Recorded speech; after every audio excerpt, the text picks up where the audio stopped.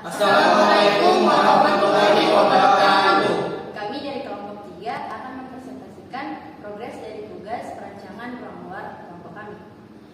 Untuk memenuhi ujian tengah semester pada mata kuliah perancangan ruang luar. Sebelum itu, perkenankan kami untuk memperkenalkan diri, dimulai dari sebelah kiri. Perkenalkan, nama saya Boy Aldi dengan NIM 5514222004. Perkenalkan, nama saya Rabi Pratama Pantu dengan NIM 5514222048.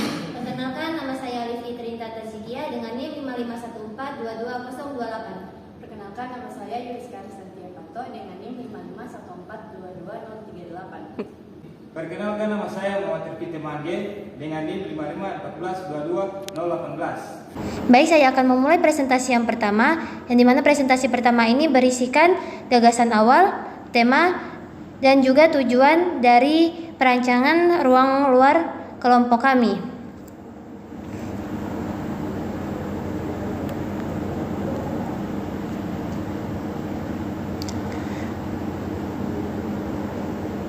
Tema yang kami pilih yaitu arboretum, yang dimana dalam bahasa Latin arboretum berasal dari kata arbo yang berarti pohon dan retum yang berarti tempat, sehingga dapat diartikan bahwa arboretum merupakan suatu tempat untuk menanam pohon dan tempat yang berisi pohon-pohon.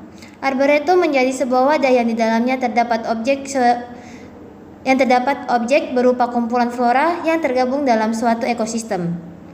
Arboretum juga bisa disebut sebagai botanical garden atau kebun botani yang ditujukan sebagai tempat pelestarian dan juga penelitian. Arboretum yang dibuat biasanya memang ditujukan untuk sarana penelitian serta pendidikan, baik untuk tempat belajar, laboratorium, dan praktek lapangan.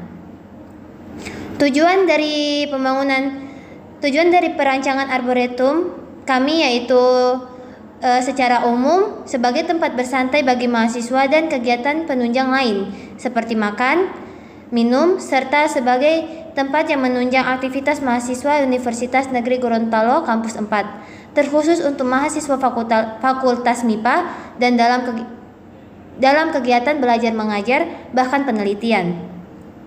Dan ditata mengelilingi bangunan.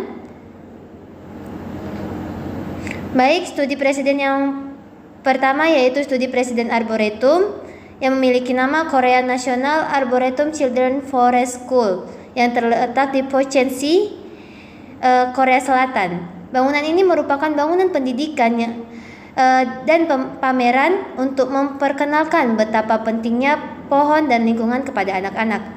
Menggunakan konsep desain biofilik yang dimana alam, ekosistem, dan arsitektur hidup berdampingan. Di arboretum ini dilestarikan pohon cemara. Pepohonan ditata mengelilingi bangunan arboretum yang menghadap ke aliran sungai. Studi presiden yang kedua untuk arboretum yaitu Dallas Arboretum Visitor Center Park. Arboretum dan kebun raya yang menawarkan program pendidikan dan budaya untuk semua kalangan yang memiliki luas 8 hektar. Dallas Arboretum Visitor Center Park ini terletak di United States. Baik, selanjutnya akan dilanjutkan oleh rekan saya. Saya akan melanjutkan presentasi dari teman saya, yaitu ada studi presiden greenhouse. Greenhouse ini merupakan greenhouse yang di dalamnya terdapat berbagai macam flora dari berbagai spesies. Juga untuk budidaya tanaman, hortikultural, penelitian ilmiah, dan juga sebagai pecinta tanaman yang ingin melindungi tanaman mereka dari kondisi cuaca yang tidak sesuai. Selanjutnya ada studi presiden amphitheater. Amphitheater merupakan gelanggang terbuka yang digunakan untuk pertunjukan seni dan hiburan, penataan kursi penonton yang melingkar atau berundak. Di slide berikutnya ada studi presiden cafe. Cafe merupakan tempat yang cocok untuk bersantai, bekerja, bersosialisasi, dan menikmati minuman dan cemilan dengan suasana yang lebih santai dan menenangkan. Berikutnya ada studi preseden botanical garden, tempat yang dibuat untuk pertumbuhan, perawatan, dan pameran berbagai tanaman, terutama tanaman berbunga, tanaman hias, dan tumbuhan langka. Berfungsi juga sebagai tempat pendidikan yang memberikan kesempatan bagi pengunjung untuk belajar mengenai keragaman tanaman. Slide selanjutnya akan dijelaskan oleh teman saya. Yang pertama yaitu batas-batas tapak. Bagian utara berbatasan dengan rumah warga, bagian utara berbatasan dengan lahan kosong. Bagian tenggara berbatasan dengan wilayah kelompok 4 yaitu lahan kosong. Bagian tenggara berbatasan dengan wilayah kelompok 1 yaitu perpustakaan. Dan bagian barat daya berbatasan dengan wilayah kelompok 2 yaitu lahan kosong juga. Selanjutnya bagian barat berbatasan dengan gedung MIPA. Dan terakhir bagian barat berbatasan dengan gedung MIPA juga. Selanjutnya yaitu utilitas. Utilitas terbagi beberapa jenis yaitu pertama jalur sepeda, gardu listrik, lampu jalan, pedestrian, jalur utama. Dan selanjutnya yaitu view. View terbagi dua jenis, yang pertama good view dan bad view. Itu vegetasi, yang pertama yaitu gaharu, mahoni, bambu, Acacia simples, kapuk, mangga, amorphohalus, sterculia. Dan selanjutnya saya akan kembalikan ke teman saya. Saya akan melanjutkan materi yang telah dipaparkan oleh rekan saya sebelumnya. Selanjutnya ada kebisingan. Sumber kebisingan utama yaitu berasal dari kendaraan yang berlalu lalang di jalan utama yang berada di depan MIPA, seperti pada contoh gambar ini. Kemudian ada di sisi barat yang memiliki kebisingan rendah. Kebisingan tertinggi berada di sisi barat, sedangkan kebisingan rendah berada di sisi selatan tapak. Selanjutnya ada hidrologi. Yang pertama itu terdapat drainase di pinggiran jalan dengan diameter dan kedalaman 30 cm. Kemudian ada jalur masuk, yaitu tentang aksesibilitas dan sirkulasi. Yang pertama ada jalur masuk dari bagian utara atau pintu masuk dari Fakultas MIPA.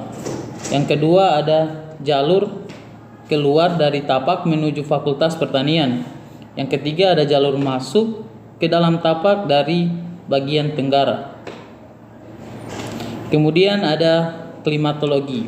Untuk rata-rata suhu pada tapak ini berada di kisaran suhu 27 derajat Celcius dengan kelembaban kisaran 79,9% dengan kecepatan angin 12,0 km per jam dan memiliki curah hujan yang 6,7 mm kubik sampai 330,7 mm kubik.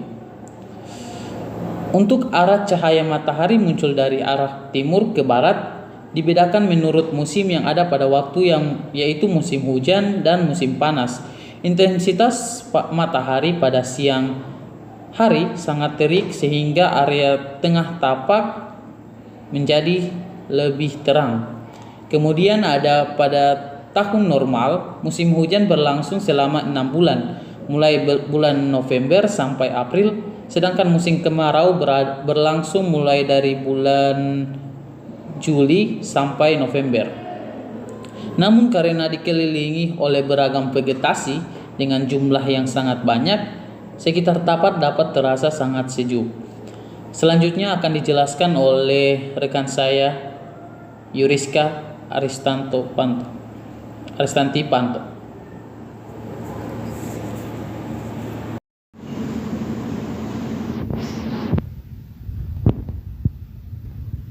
Baik, selanjutnya adalah analisis dari aktivitas pengguna. Pengguna dari objek bangunan ini adalah mahasiswa Universitas Negeri Gorontalo dan seluruh sivitas akademika. Secara khusus yaitu mahasiswa Fakultas Matematika dan Ilmu Pengetahuan Alam dengan jumlah 2.120 orang yang diambil dari sumber website fmipa.umd.ac.id,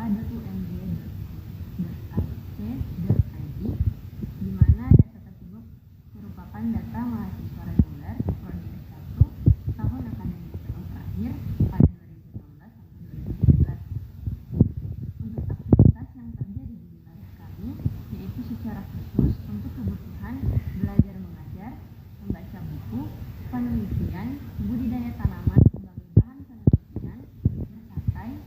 makan dan minum, berolahraga, dan menikmati indahnya area arboretum yang ada. Kemudian ada analisis kebutuhan ruang. Berdasarkan analisis aktivitas pengguna, maka akan terbentuk kebutuhan ruang tertentu untuk memenuhi kebutuhan dari aktivitas pengguna dan aktivitas tadi. Dapat dilihat dari tabel untuk aktivitas dan kebutuhan ruangnya, di mana aktivitas belajar mengajar dia membutuhkan ruang berupa arboretum, makan dan minum dia perlu kafe, untuk bersantai dan membaca buku dia butuh ruang amphitheater, untuk penelitian dia butuh ruang berupa greenhouse, dan untuk budidaya tanaman dia butuh ruang berupa arboretum dan greenhouse, dan untuk aktivitas berolahraga dia termasuk pada kebutuhan ruang pada area arboretum. Untuk zoning dan segmentasi dia terbagi atas 5 segmen, di mana segmen 1 merupakan amphitheater, segmen 2 berupa kebun botani, segmen 3 berupa kafe, segmen 4 berupa greenhouse, dan segmen 5 berupa arboretum. Dari pembagian 5 segmentasi tadi, terdapat pula pembagian zonasi atau zoning berdasarkan segmentasi yang sudah dibagi. Pada segmen 1 yaitu amphitheater, dia termasuk pada zona semi publik karena akses masuk ke dalam area amphitheater harus berizin sehingga dikategorikan semi publik. Pada segmen 2 yaitu kebun botani, dia termasuk pada zona publik karena untuk area ini dia bisa diakses oleh siapapun. Pada segmen 3 yaitu kafe termasuk pada zona servis karena merupakan area untuk makan dan bersantai sehingga dikategorikan sebagai ruang servis. Pada segmen 4 yaitu greenhouse termasuk pada zona privat karena untuk masuk di area ini dia harus memiliki izin. Dan yang terakhir pada segmen 5 yaitu arboretum, dia termasuk pada zona publik karena area ini diakses oleh siapa saja. Sekian presentasi dari kelompok 3. Mohon maaf apabila ada kekurangan dan kesalahan kata. Wassalamualaikum warahmatullahi wabarakatuh.